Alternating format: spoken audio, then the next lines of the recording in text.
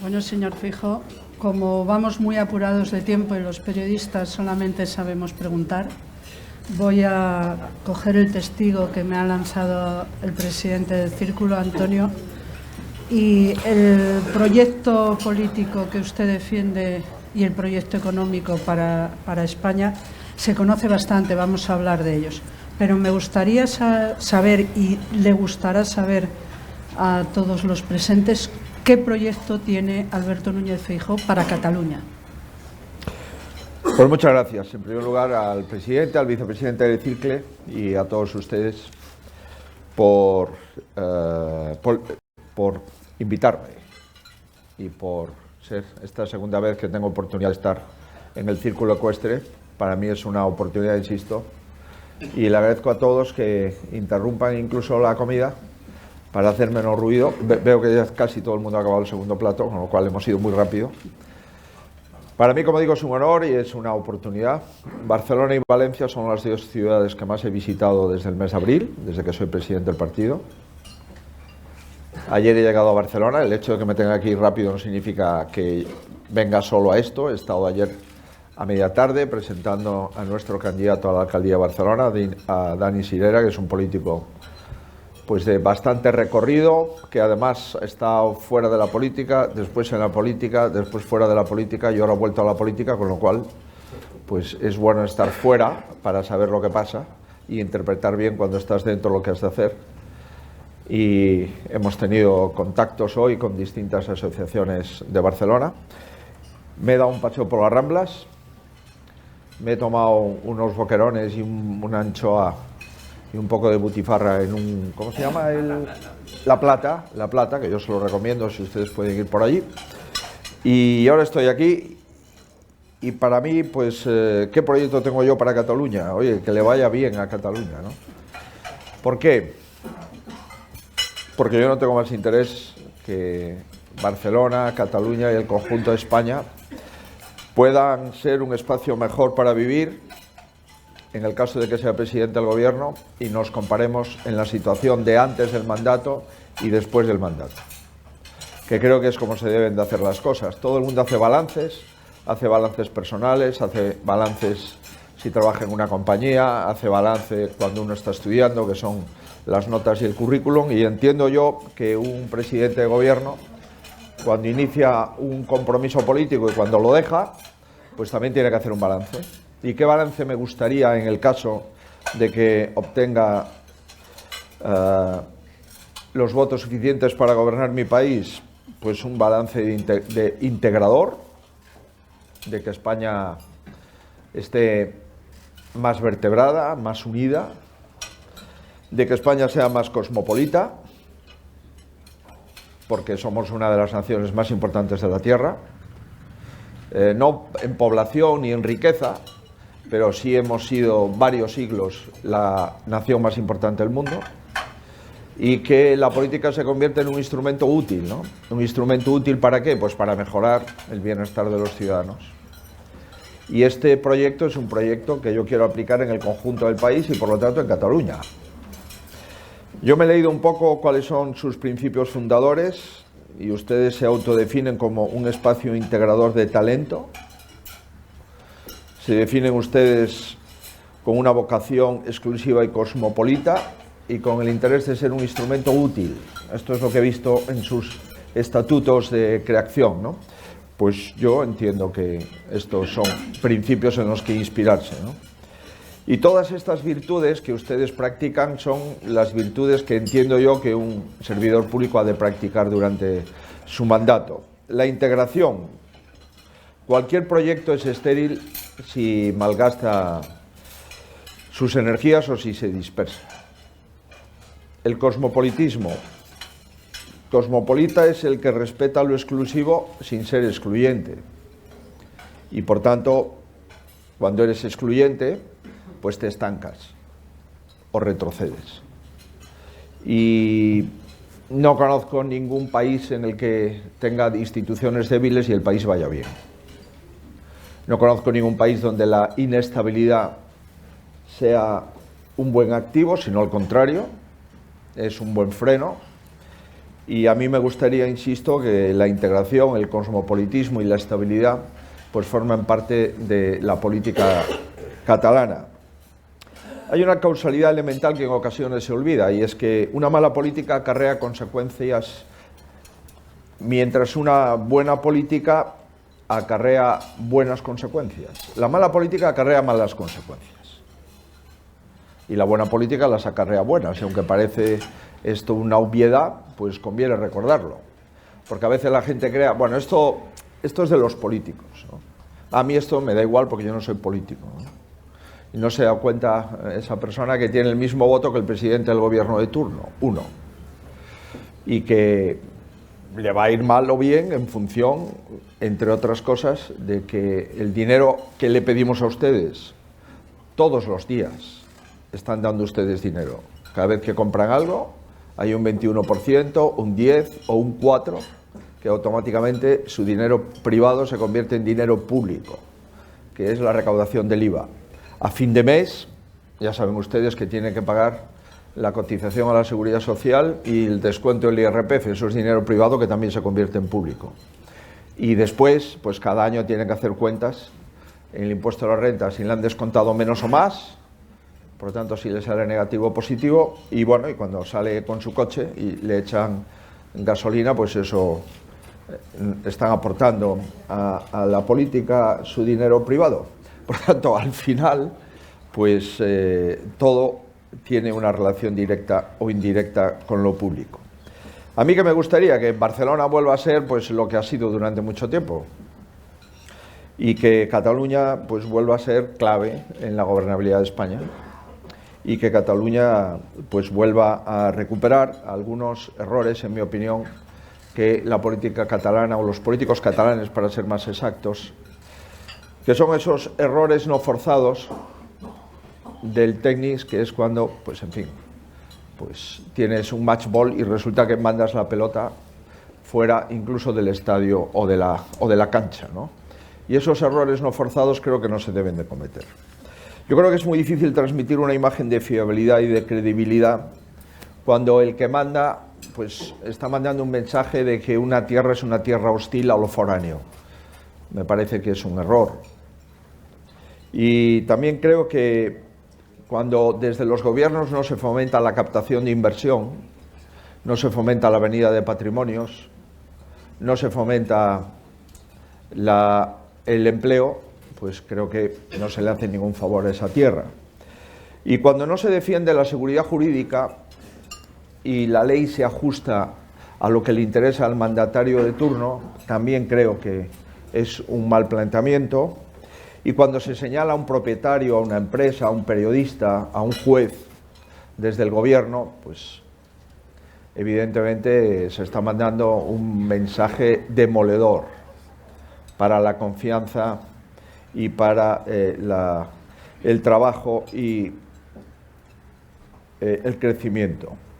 Y yo creo que ningún país debe ser un refugio de una administración desleal, en el sentido de que no puede ser ningún país un lugar donde no se cumplan las sentencias de los tribunales, porque eso pone en juego los principios básicos de la democracia. Creo que cuando un país rebaja el reproche penal de la malversación de fondos públicos, porque al final somos los políticos los únicos que podemos malversar fondos públicos. Ustedes no, porque como no manejan dinero público, no lo pueden malversar. Cuando un político se rebaja para sí las consecuencias de sus actuaciones, pues es un mal ejemplo, ¿no? Y también creo que intentar subvertir el orden constitucional y estatutario no es un tema menor. No simplemente es un desorden público agravado que se pueda producir a la salida del Nou Camp cuando hay una mala tarde de fútbol, ¿no? Bien, entonces, bueno, yo soy lo que creo. Y como ustedes me han preguntado lo que yo creo, pues esto es lo que creo. Y ustedes conocen bien, pues, lo que se ha producido en Cataluña, muy sorprendentemente, ¿no? Y es que las principales entidades financieras de Cataluña se han ido de Cataluña, no porque hayan querido, sino para proteger sus depósitos y para proteger la propia entidad financiera y, por lo tanto, el empleo. Y creo que Cataluña ha perdido una oportunidad, pues, por ejemplo, no albergando la Agencia Europea del Medicamento, No entiendo por qué no hemos podido presentar una candidatura para los Juegos Olímpicos de Invierno.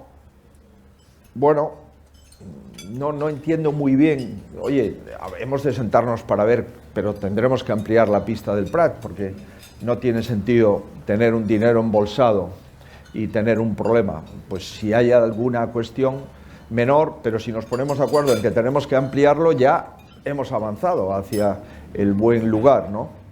Y también creo que no es bueno para Cataluña, que es una tierra europea por excelencia, que cuando viene el presidente de la República Francesa se lleve esa sensación de que ha venido a un lugar de Europa donde no se respeta las señas de identidad de países europeos como Francia, ¿no?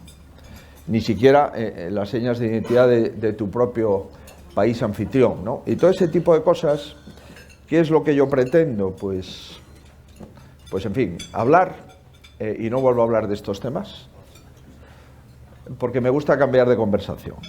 Y a mí me gustaría hablar de empleo en Cataluña, de inversión en Cataluña, de servicios públicos, de innovación, de talento, de startups. Bueno, yo es lo que voy a pretender, ¿no? Hay una política dominante actualmente que es evadir las responsabilidades del gobernante y echarle todas las culpas a los demás, incluido a la oposición. Cuando va mal algo, la culpa la tiene la oposición. Lo cual nos deja sin trabajo, porque, claro, si la culpa la tiene la oposición, pues debe de ser fantástico gobernar y que la culpa siempre la tenga la oposición y nunca el gobierno, ¿no? Para esto, lo mejor es estar en el gobierno, porque no es responsable de nada, y siempre que hay algo que falla, pues siempre hay algún responsable ajeno al propio gobierno. Y yo para eso, pues yo no tengo ningún interés de dedicarme a la política. Yo creo que el gobierno tiene que dar cuenta de las cosas que van bien, que van mal. Algunas tienen una relación muy directa con la acción de gobierno, otras menos. Hay algunas que tienen un contexto internacional, otras menos. Cuando hay un problema internacional, has de comparar cómo va tu país y cómo van el resto de los países afectados por el mismo problema internacional. Por tanto, hay que dar cuenta siempre. Y yo, por cerrar este asunto, mire, yo no creo en aventuras. No creo en aventuras y no creo que debamos de reinventar la historia, porque la historia está ahí, cada uno que la interprete, pero tenemos una larguísima historia. Yo soy un político reformista, soy un político tranquilo, soy un político estable y, como decía el vicepresidente del Círculo, soy previsible. Por tanto, yo quiero que en mi país, y digo mi país, España, y en consecuencia Cataluña, y en consecuencia Barcelona, pues que pueda ser útil, si ustedes y los españoles en su conjunto quieren que dirija la acción del gobierno central, pues un político útil, que no venga a dividir, sino a unir todo lo que pueda, que no venga a dispersar, sino a concentrar todo lo que sea capaz. Y pues entiendo que Cataluña no es de nadie, que aquí no hay propietarios de esto, que catalanes son los que trabajan, viven y sienten Cataluña, igual que no hay propietarios en España, ni en Galicia, ni en Andalucía, y que los políticos lo que tienen que pensar básicamente es una cosa: cómo quieren ser recordados cuando se vayan. Y cuando tengas muy clara la respuesta, entonces puedes empezar a gobernar. Si ya sabes cómo quieres que te recuerde, entonces puedes empezar a gobernar. Y yo, ahora que me he ido de un gobierno autonómico como el suyo, de una nacionalidad histórica como Cataluña, lo que quiero es que me recuerden como un señor que no ha venido a dividir la sociedad gallega, como un señor que ha utilizado las lenguas de Galicia con la cordialidad natural con la que se utilizan en la calle, y con un señor que estaba obsesionado con una serie de parámetros: que la renta per cápita de los gallegos subiese, que nuestro Producto Interior Bruto subiese, que nuestro empleo mejorase, que el fracaso escolar disminuyese, que la formación profesional se incrementara y que la autoestima de ser gallegos creciera. Yo es lo que he intentado hacer en Galicia, y ahora que ya no estoy, pues lo que he intentado es no causarle problemas a los gallegos, sino ser útil. Y que el sueldo que me pagaban los gallegos cada mes, oye, por lo menos que algunos, o la mayoría en este caso, dijese, oye, está bien invertido, ¿eh? Le hemos pagado a este señor por gestionar 10.000 millones de euros al año, está bien invertido y además no nos ha dejado endeudados. No nos ha dejado un pufo cuando se fue. Es verdad que tuve que subir la deuda, pero también tengo que decir que ha sido la comunidad que menos ha subido la deuda en España y que la Xunta de Galicia es solvente, que paga las facturas en menos de 30 días y que es una administración solvente y viable, que tenemos capacidad financiera para pagar todo lo que debemos. Y bueno, y a mí me gustaría, si algún día tengo esta responsabilidad en España, pues que la gente dijese eso. Por eso siempre me pregunto, ¿cómo quiero que se me recuerde cuando me vaya del sitio donde estoy? Y una vez que lo tengo claro, me pongo a trabajar. Vamos a hablar de economía y de sus propuestas de rebajas de impuestos y de contención de la deuda, etcétera, etcétera, pero siguiendo un poco, solo un poco, en la anterior pregunta, al margen de los independentistas y lo que han hecho que lo ha descrito usted, hay una gran parte de catalanes que son catalanistas, no independentistas, que también les gustaría ver un encaje de Cataluña en España que pudiera avanzar sobre el actual. ¿Usted estaría dispuesto a explorar algún camino para este amplio sector de la sociedad catalana? Y coincidiendo con esto, la candidatura de Daniel Sirera a la alcaldía de Madrid es el primer paso, de Barcelona, es el primer paso de lo que usted quiere que sea el PP de Cataluña.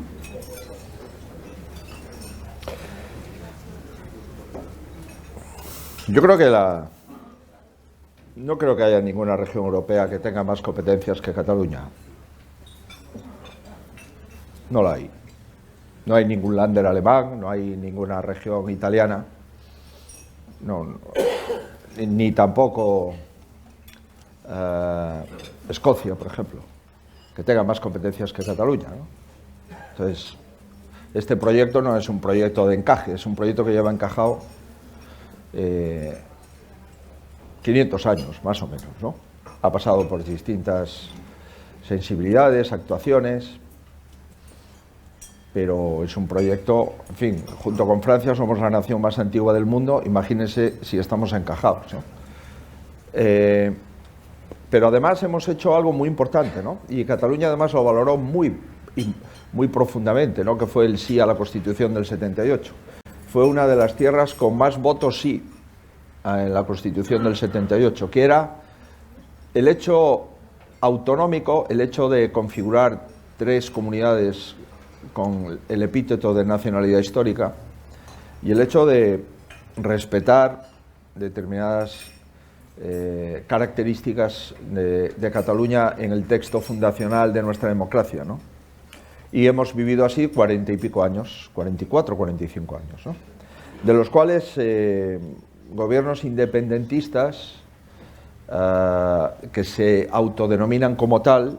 Hubo gobiernos nacionalistas que no se denominaban independentistas, no sé si lo eran o no, pero no se denominaban.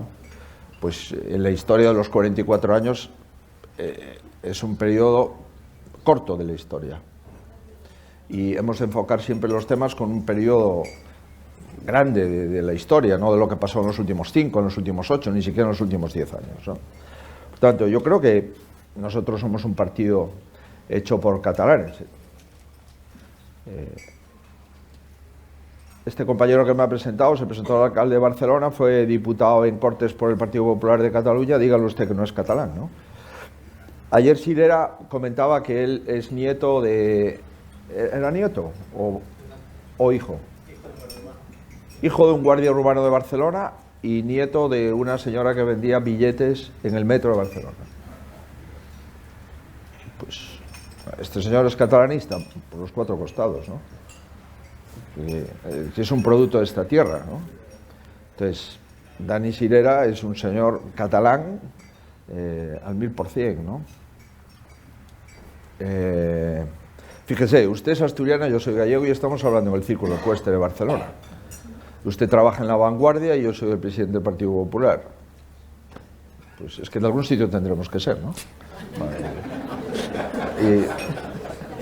Pero eso no significa que usted no escriba en La Vanguardia y que sea probablemente la periodista política en Madrid, pues más, yo no digo la más reconocida, pero desde luego una persona que tiene mucha autoridad. Es más, yo cuando la conocí siempre pensé que era catalana, porque ser la responsable de política en Madrid de La Vanguardia entiendo que tiene que ser catalana. Pues no, me aclaró varias veces que era asturiana, hasta que me lo aprendí, ¿eh? Entonces, yo creo, yo he sido presidente de una comunidad autónoma donde hay independentistas, sí,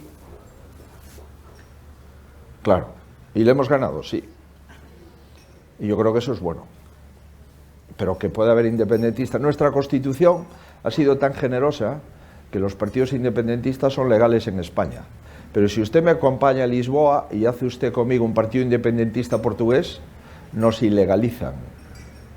Si usted me acompaña a Berlín y hace un partido independentista alemán, no se puede presentar a las elecciones. Sin embargo, aquí sí.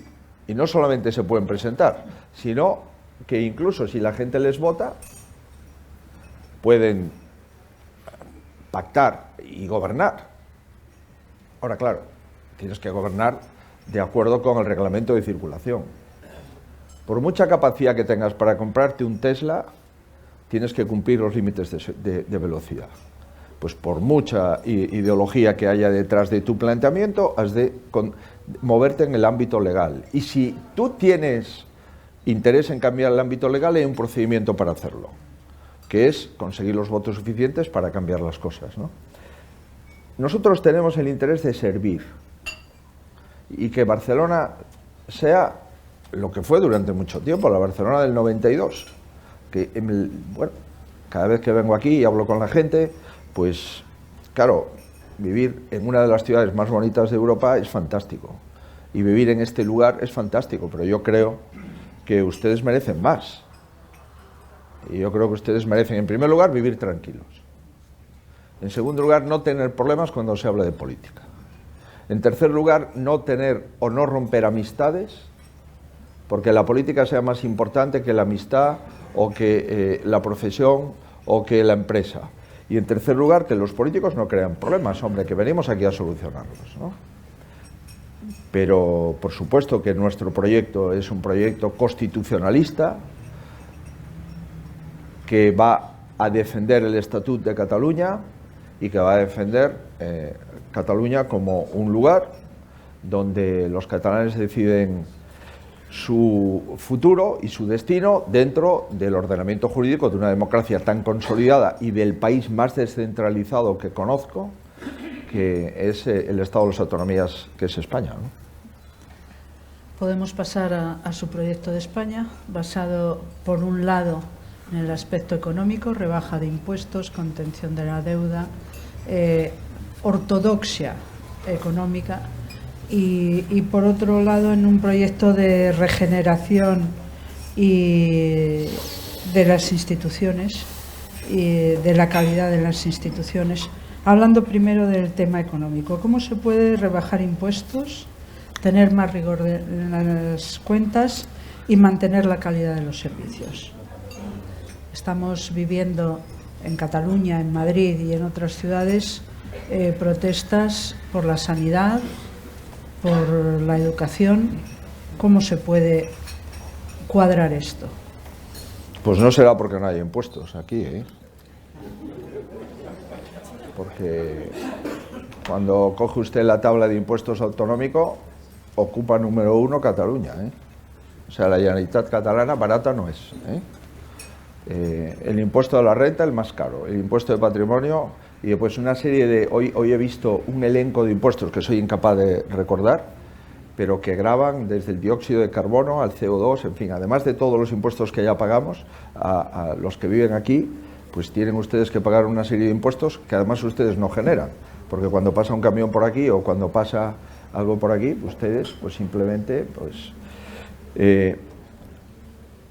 es la pregunta típica de que hay gente que cree que subiendo impuestos se genera más economía y nosotros creemos que con unos impuestos contenidos es cuando se genera más economía, cuando se genera más actividad.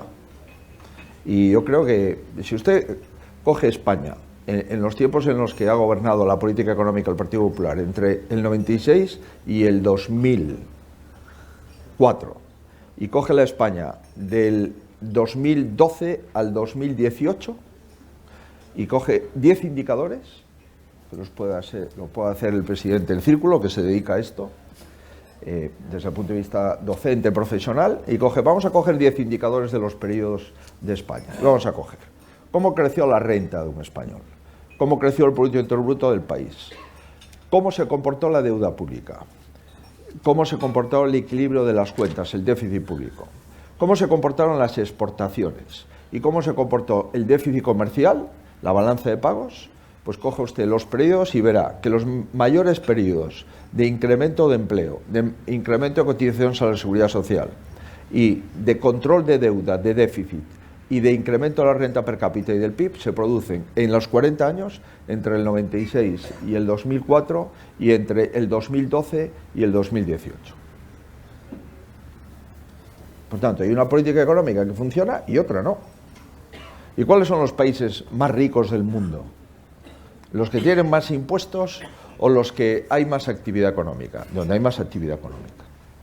Y ahora que ya cualquier empresa pues, se puede establecer donde quiera, donde el teletrabajo ya forma parte de un 20-25% de una plantilla, donde la tecnología va a ocupar buena parte del Producto Interior Bruto de un país, donde la robotización va a sustituir a millones de puestos de trabajo, esas empresas se van a localizar donde consideren oportuno. Y los directivos de esas empresas harán hincapié en sus compañías para que se localicen en este país o en otro país en función de cómo trates a esos directivos. Por tanto, o somos competitivos o no lo somos. Y que una empresa tenga que estar en un lugar concreto simplemente porque no puede irse a otro, eso son empresas de bienes raíces o empresas de tipo agroalimentario, pero al final, ayer estuve con unas empresas agroalimentarias, no vamos a poner el nombre, pero cuando pregunté a Schweppes, ¿ustedes de dónde son? Son de Coca-Cola, ¿no? No, nosotros somos japoneses. Y digo, ¿Schweppes es japonesa? Sí, nos ha comprado una compañía japonesa. Bueno, pues a mí me sorprendió, yo no lo sabía, ¿eh? Igual ustedes lo sabían, yo no lo sabía. Entonces, tenemos que ser competitivos. ¿Eso significa que tenemos que abandonar los servicios públicos? Siendo competitivos, nunca vamos a abandonar los servicios públicos. Porque la formación, la piedra angular sobre la que se basa la competitividad de un país es la educación. La piedra angular en que la gente que está en el paro y la gente que tiene capacidad de ofrecer un trabajo case el paro con la oferta de empleo es si funciona la formación profesional en el país o no. Por tanto, la educación es clave para cualquier país y invertir en educación de calidad, claro, y en educación donde se mida el fracaso escolar, en educación donde aprobar y suspender no sea lo mismo, en educación donde la autoridad del profesor se mantenga, en educación donde la familia también se comprometa a que sus hijos no lleguen a casa y se deshagan del material escolar, sino echarle una mano, por lo menos al principio, ¿no? La educación es básica y desde el punto de vista económico el funcionamiento del sistema sanitario público es determinante, porque si no funciona el sistema sanitario público lo que hace es que crece la incapacidad temporal, crece las bajas, no se puede trabajar en las empresas porque a un señor no le consultas, no le diagnosticas, no le intervienes o no le tratas y por tanto la sanidad y la educación forman parte de la economía productiva de un país, ¿no? Por tanto, yo sí creo, me he dedicado 10 años a la sanidad, a gestionar la sanidad, que una gestión sanitaria eficiente, además de que consigue lo que cualquier persona pretende, todos los que estamos aquí, nuestra prioridad una es vivir. Y vivir mucho tiempo. Y vivir con la mayor calidad posible. Lo demás lo podemos abandonar si ustedes quieren. Por tanto, el cuidar los sistemas sanitarios y que sean eficientes es determinante, ¿no? Por tanto, esa falsa disquisición entre que lo que se llama derecha le interesa la economía y no los servicios públicos, y lo que se llama izquierda le interesan los servicios públicos y no la economía, honradamente es que no dura 10 minutos la discusión, porque si no hay economía no hay servicios públicos. Y para que la economía funcione, la educación es fundamental, el talento es algo que no se puede comprar.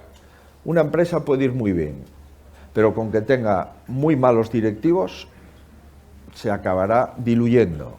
Y sin embargo, una empresa que va mal, con buenos directivos que la rescaten, pueden superar un concurso de acreedores, reflotar la empresa y que suba su valor.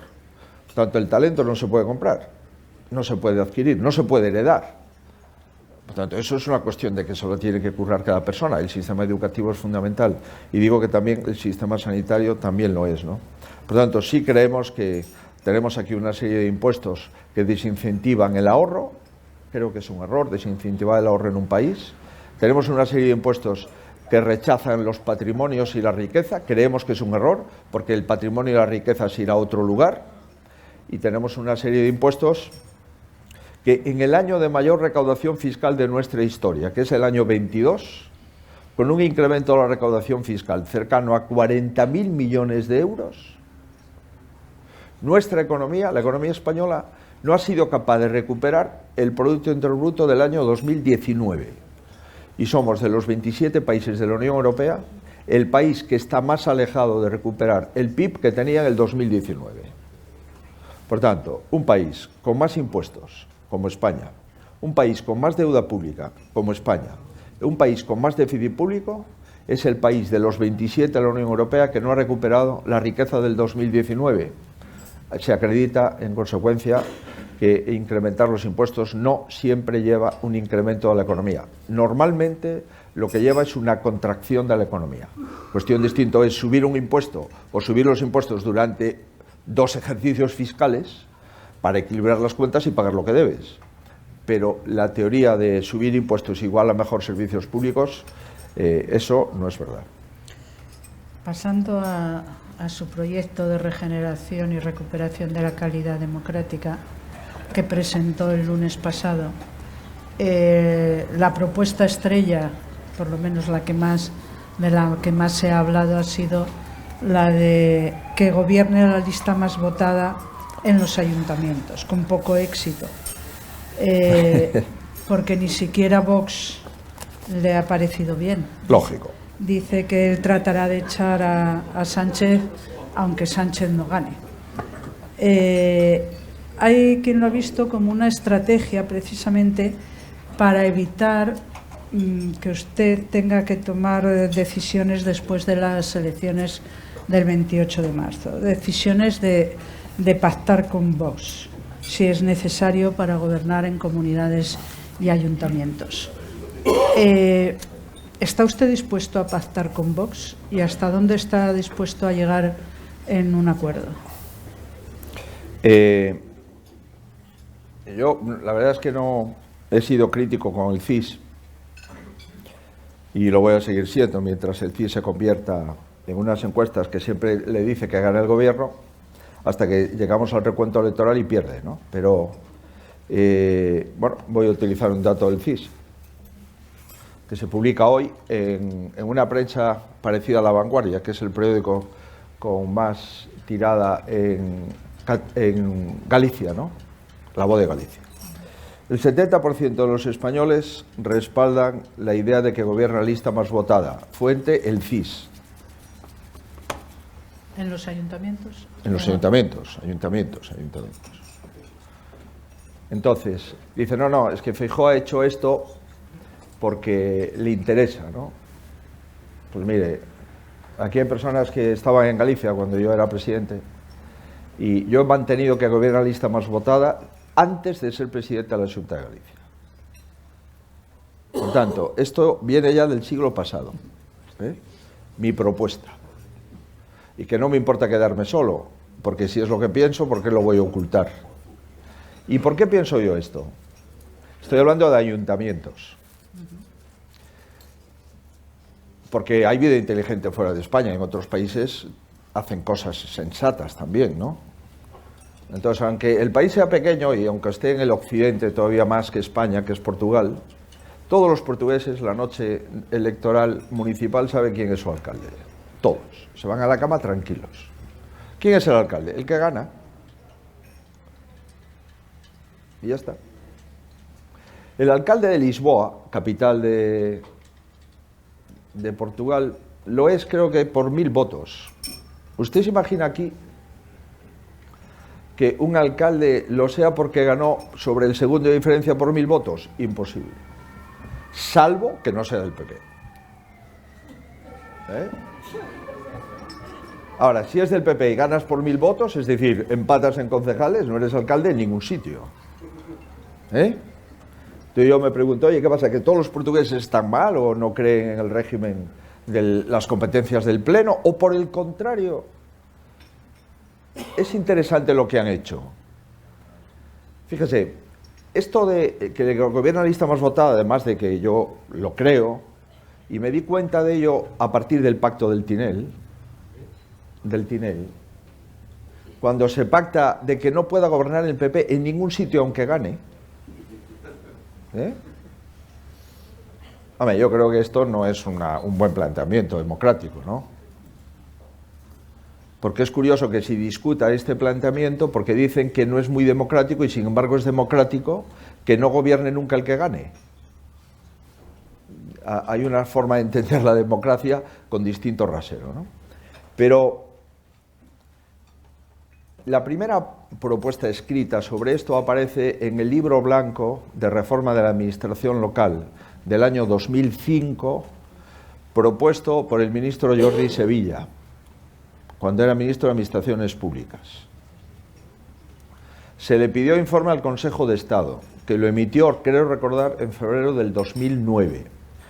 Y el Consejo de Estado se pronunció diciendo que para modificar el régimen electoral municipal para que hubiera una lista más votada, no era necesario modificar la Constitución. Sí era necesario darle más competencias a la oposición y concretar cuáles son las competencias del alcalde presidente y del Pleno. Pero claro, esto lo propuso el Partido Socialista y entonces esto estaba bien. Ahora lo he propuesto yo y el Partido Socialista me dijo que era un analfabeto. Será que soy analfabeto por consultar lo que decían ministros bastante sensatos del Partido Socialista, de otra época, no ahora. Entonces, reitero, en España hay 8.000 ayuntamientos, 8.000, de los cuales probablemente en 5.000 o en 4.000 los concejales ni cobren. Son ayuntamientos de 1 billón de euros de presupuesto, Y entonces, ¿qué? No debemos de proteger la gobernanza en esos ayuntamientos, que tienen un enorme poder, porque al final, donde se puede edificar en una tierra, no lo decide ni el presidente del gobierno, ni el presidente de la comunidad autónoma, ni el presidente de la Diputación, ni las Cortes Generales, ni nadie. Lo decide el Plan General de Ordenación Urbana de ese ayuntamiento. Y si un señor está atado porque necesita una mayoría absoluta para ser alcalde de la siguiente legislatura, pues tiene dificultades para ordenar su ayuntamiento, porque si toma algunas decisiones le parecerá mal a estos. Si le da menos edificabilidad, menos volumen, le parecerá mal a aquellos. Y al final, pues yo creo que es bueno que si un tío tiene el 35% de los votos y otro tiene el 30%, pues que gobierne el del 35% de los votos y dentro de 4 años, pues vemos a ver si lo ha hecho bien o mal.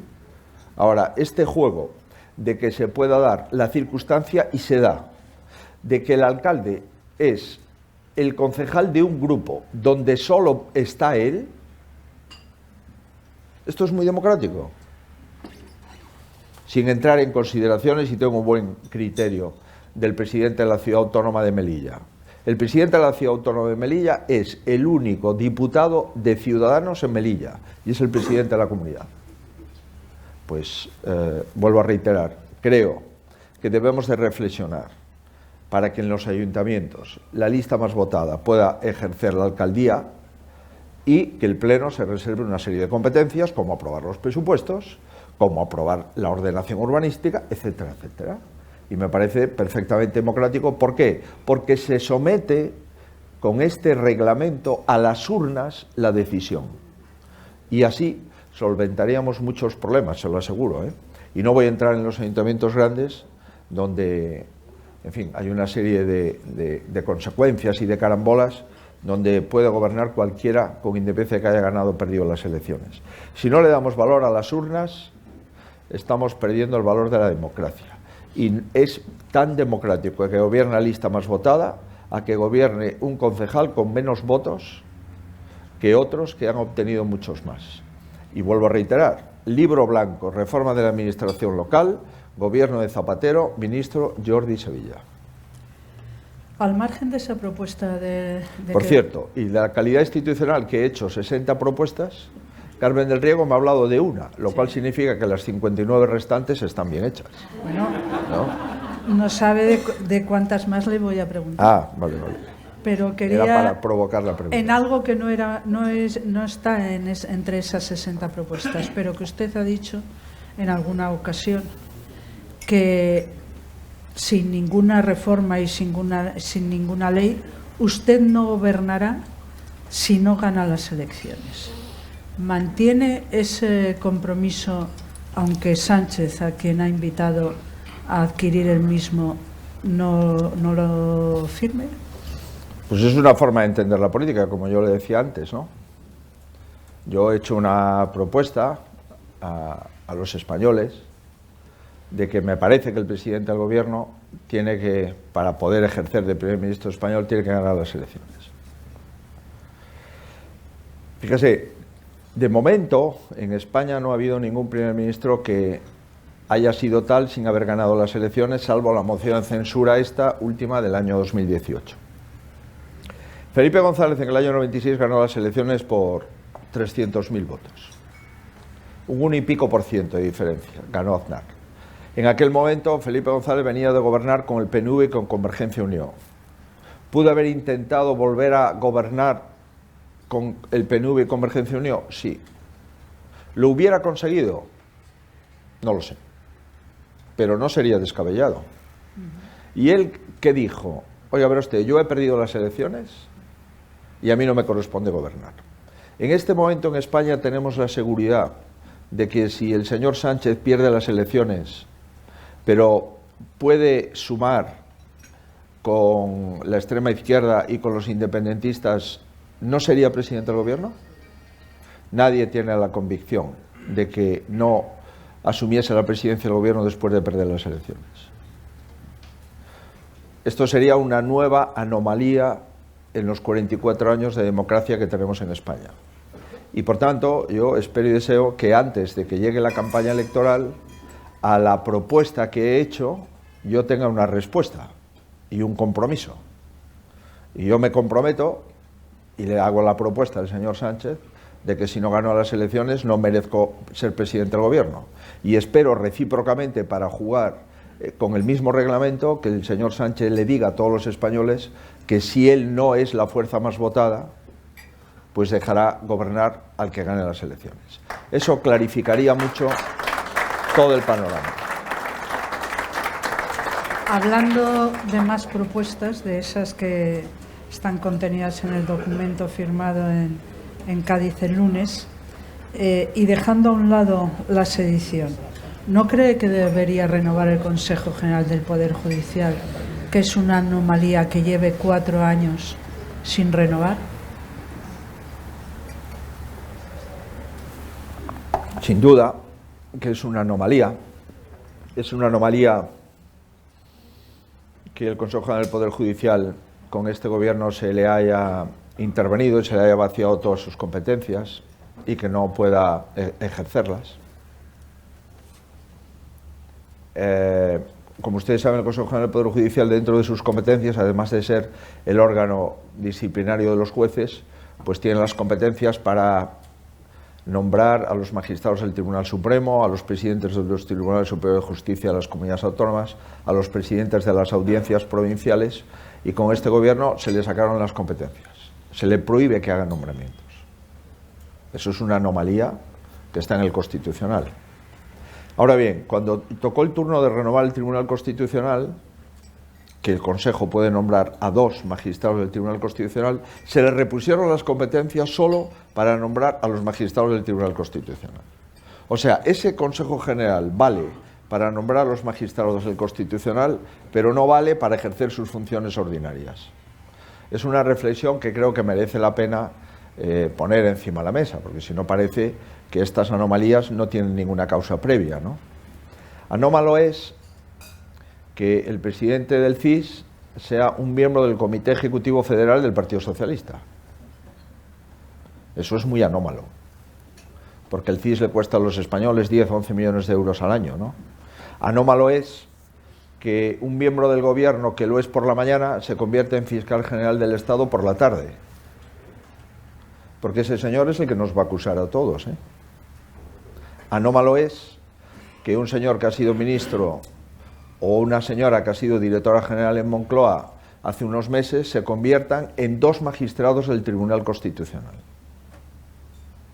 Anómalo es politizar la justicia. Y por eso lo que hemos pedido desde el principio es pactar un sistema para despolitizar y para ofrecer mayor independencia judicial. Y lamentablemente los esfuerzos que hemos hecho pues no han llegado a buen fin. Y yo lo lamento. Por eso, dentro de las 60 propuestas de calidad institucional, decimos: no puede haber ninguna persona que sea fiscal general del Estado que haya tenido algún cargo político en los últimos 5 años. No puede haber ningún presidente del Consejo de Estado que hubiese tenido ningún cargo político en los últimos 5. No puede haber ningún miembro del Consejo General del Poder Judicial, ni ningún miembro del Tribunal Constitucional que haya tenido ningún cargo político en los últimos 5. Y además de los 20 miembros del Consejo General del Poder Judicial, los 12 que tienen que ser jueces y magistrados tienen que ser nombrados por todos los jueces y magistrados de España que puedan votar a qué magistrados o jueces pueden designar para formar parte del Consejo General del Poder Judicial y que se acabe la interferencia política. Y además decimos, para ser miembro de una sala del Tribunal Supremo tiene que ser un magistrado que lleve 20 años en ejercicio.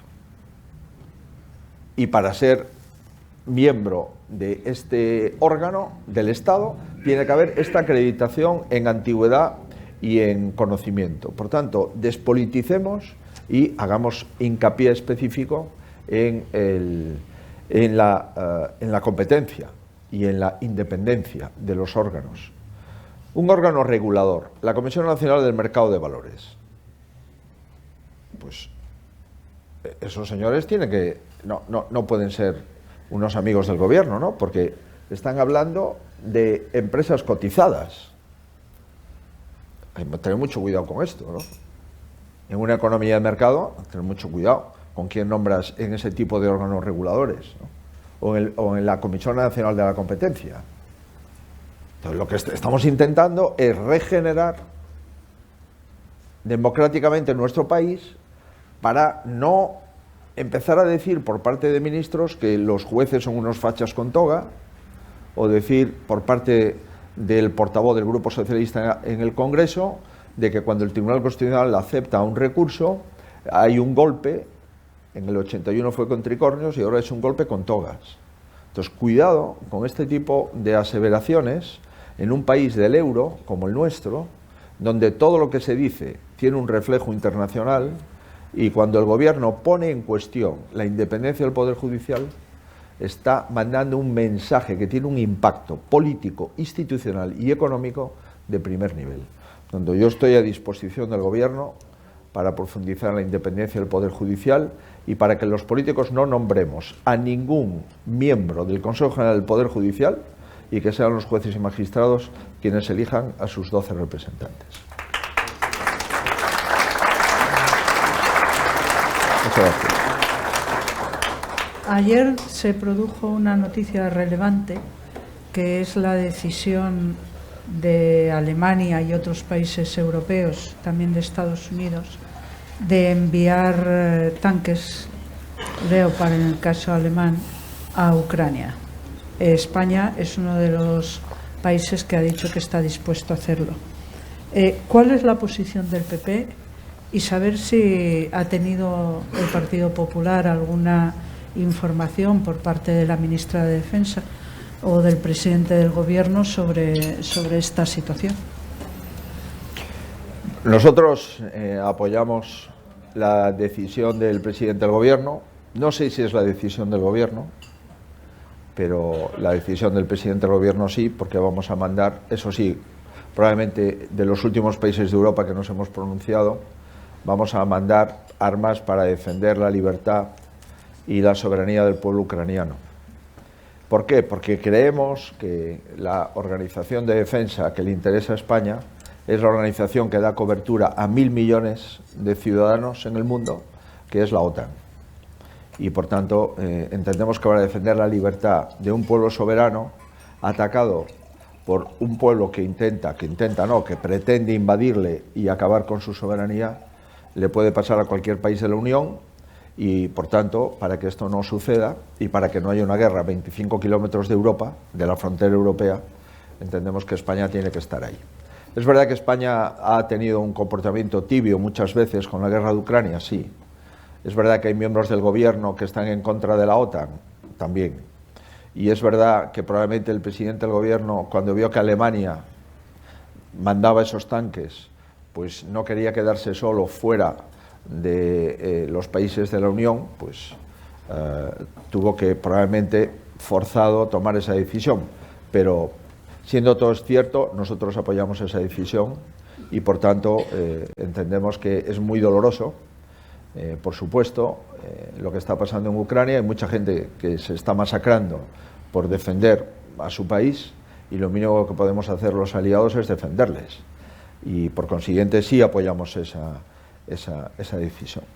Y si fuimos informados de ello, en absoluto. Y fíjese, y estamos apoyando una decisión de la que no hemos sido informados, pero suele ocurrir, ¿eh? Es decir, hay un vacío de información entre el gobierno y el jefe de la oposición en política de defensa, en política de seguridad, en política interior, en política exterior. Es la primera vez que se rompe una práctica, que es que el jefe de la oposición tiene información en 4 o 5 asuntos de Estado, que es en la política exterior, en la política de defensa, en la política de seguridad y en la política de interior. Nosotros no tenemos ninguna información simplemente porque el gobierno nos la niega. Sin embargo, en la Comisión de Secretos Oficiales, es decir, en la Comisión de la Inteligencia Española, pues se ha dado entrada a Bildu y a Esquerra Republicana de Cataluña porque parece ser que defienden más al Estado que al Partido Popular. Pero esos hechos creo que son hechos que acreditan hasta dónde está dispuesto a llegar el gobierno en su ruptura de la tradición de conversación y de información con el jefe de la oposición. Sin embargo, en la reunión que tuvieron el presidente del gobierno y usted, creo recordar que fue a primeros de octubre pasado, sí, cuando la dimisión del presidente del Consejo General del Poder Judicial, decidieron tener unos cauces abiertos de comunicación. No ha habido... ¿Cuál es la última vez que ha hablado con el presidente y con motivo de qué? Pues la última vez que hablé con el presidente fue, pues pudo ser en octubre quizás, no recuerdo el día, o principios de noviembre, sobre el Consejo General del Poder Judicial, nada más. Cuando le llamó para ver si era verdad lo de la sedición. Correcto, cuando le pregunté, dado que nos lo negaron durante todo el tiempo que estábamos hablando del Consejo General, empezó a salir en los medios de comunicación que se estaba pactando no la eliminación del delito de sedición, como finalmente ocurrió, sino la rebaja de las penas del delito de sedición. Y nuestro interlocutor, que era el ministro de la Presidencia, informaba a mi interlocutor, el vicesecretario de Política Institucional, señor Pons, le informaba por escrito, porque ahora ya los móviles, como se escribe todo, pues por escrito, de que todo lo que ustedes publicaban, de que se estaba negociando el delito de sedición con Esquerra, era periodismo de autor o era una elucubración periodística. Hasta que finalmente confirmamos, en una conversación que tuve con el presidente del gobierno, que sí se iba a rebajar las penas del delito de sedición. Al final, ¿cómo quedó la película? No se rebajaron las penas del delito de sedición, sino que se eliminó el delito de sedición Y además, cosa que ni siquiera se nos podría haber ocurrido, se han rebajado las penas del delito de malversación de fondos públicos.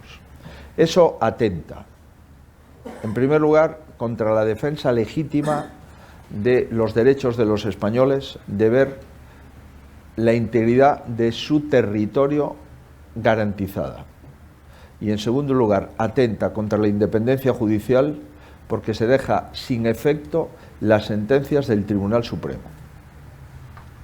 Y por tanto eso va en contra de la independencia judicial y de la despolitización de la justicia. Porque en una democracia no hay ningún político que, estando afectado por una condena, pueda escribir el Código Penal en su beneficio. Eso es impropio de una democracia representativa.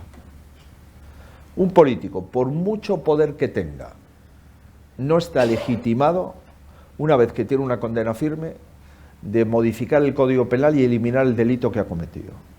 No puede hacerlo.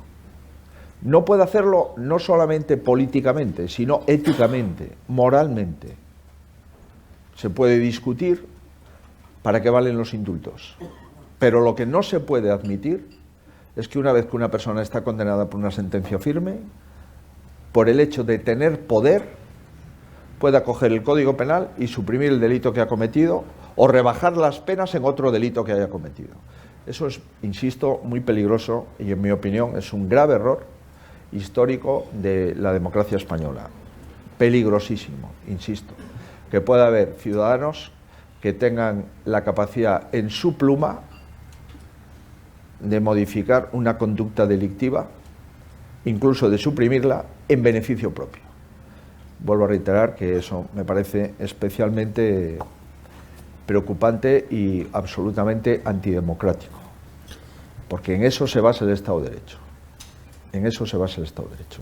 El escrito de la Fiscalía sobre las rebajas por el delito de malversación a los condenados del procés, en realidad no se las rebaja y lo está utilizando el Gobierno para decir que ellos tenían razón de que no era para beneficiar a los condenados por el proceso. Sí, ¿En qué quedamos? El Gobierno, cuando dictó la ley del solo sí es sí, dijo que eso no rebajaba las penas a nadie, y llevan 250 casos, no sé los de hoy, puede haber más, de pederastia, de violación o de abusos sexuales donde se les rebajan las penas.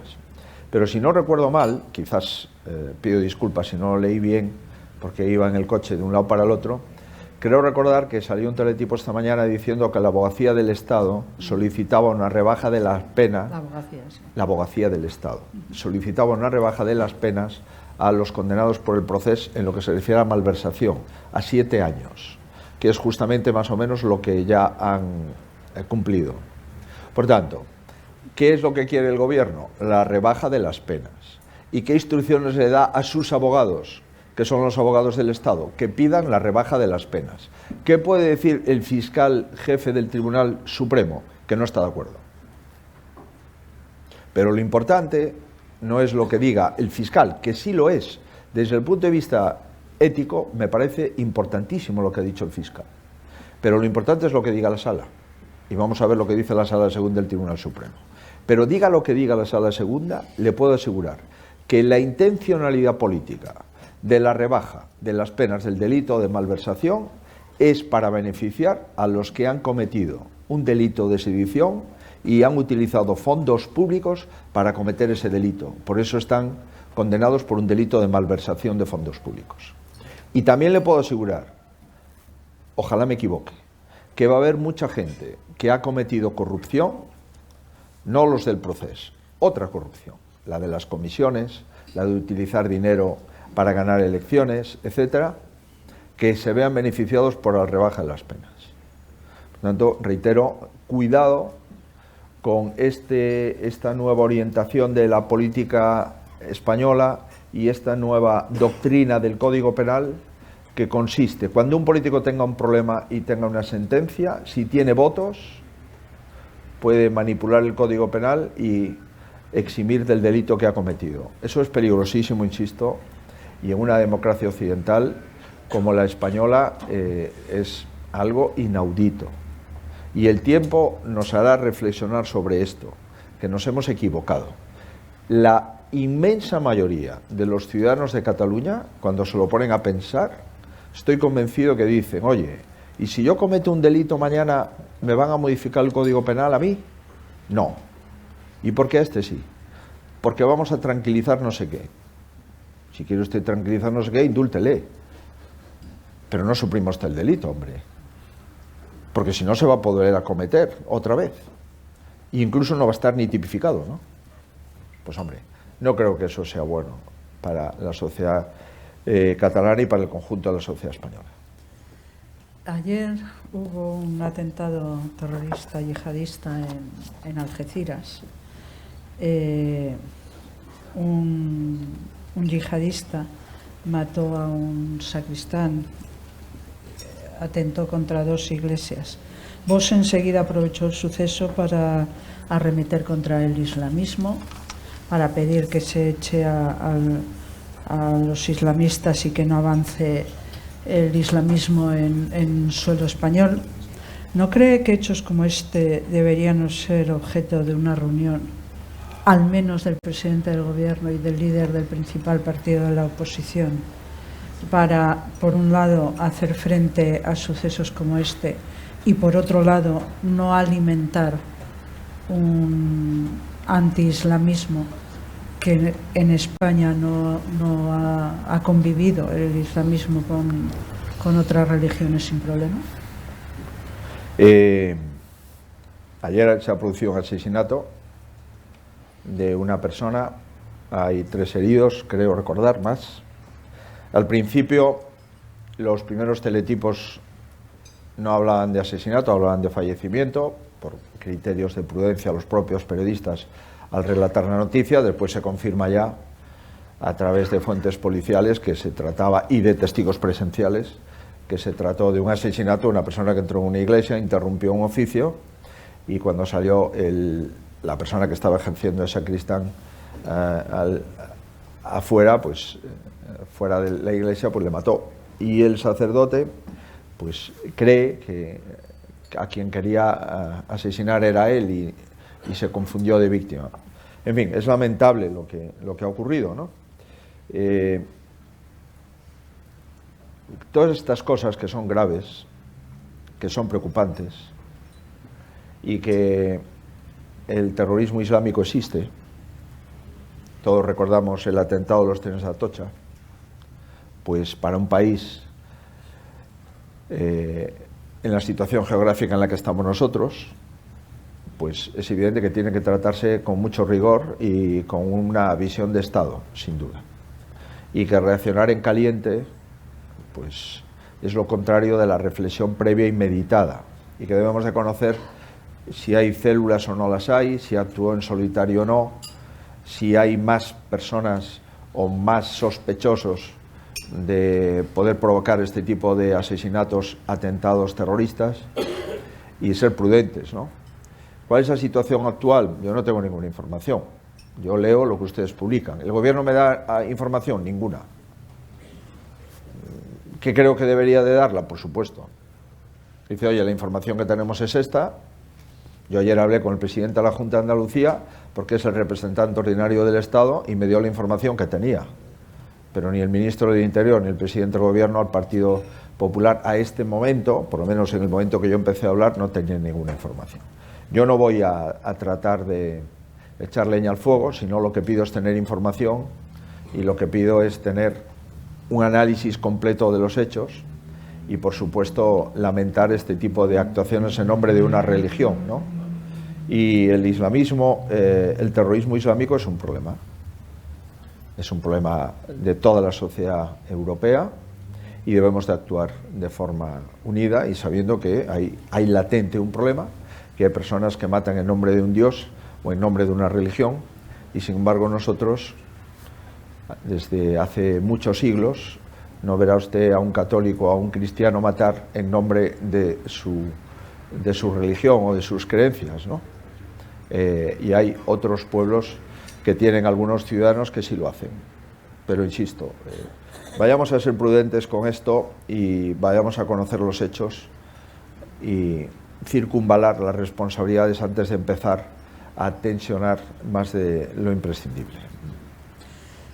Darle las gracias porque hemos hecho un repaso a todo, creo, a toda la situación política española y catalana también, y agradecerle su presencia en este círculo. Muy bien, muchas gracias. Muchas gracias. Bueno, ¿eso está bien? Yo creo que sí.